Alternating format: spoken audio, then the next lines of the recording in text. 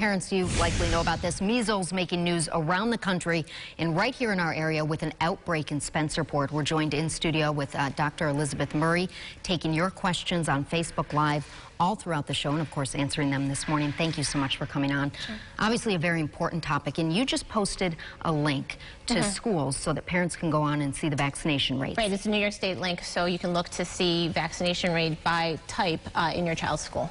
As a parent, my question is, what are the rules? It depends on what state you're in. So in New York, all children need to be vaccinated unless they have a medical reason. We know that there are some illnesses, for example, children going through chemotherapy and other severe medical problems, they cannot be vaccinated. But New York State also does allow for religious exemptions. So a person would just have to say that they have a strong personal belief with regards to their religion that a vaccine is not appropriate.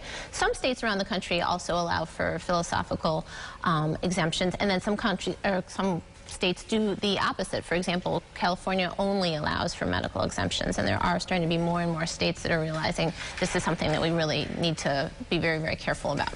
In New York State, are there any plans to change that? There is a law that has been proposed. It's been kind of on the books, being looked at for a number of years now, and it's just started to pick up some more steam because, as you can imagine, downstate they have almost 200 cases of measles that they're dealing with right now, so a much larger outbreak than what we're dealing with here, but it is being looked at again. Early measles symptoms look like the flu, correct? Yeah, it really can look like a simple cold or the flu. It starts with a higher fever, 102, 103 degrees, and then you get some runny nose and congestion. Then it'll start to be a little bit different where a child will often get really irritated, red, gooey eyes, lots of nasal congestion, really feel miserable, and then the rash will start, starting from their head and working throughout their body, a red, blotchy rash. When do you call the doctor?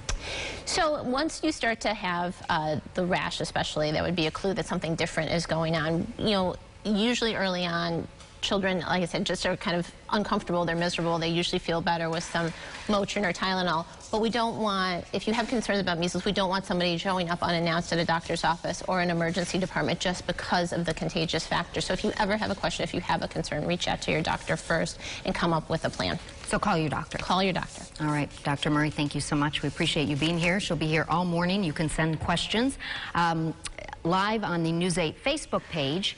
And this is just the beginning of our coverage. A little later, we will have a group of doctors taking your calls and answering your questions here. We'll even be offering flu shots right here at our studio starting at noon. Join us for 6th season all day right here on News 8. Mark? All right, Leah, thank you.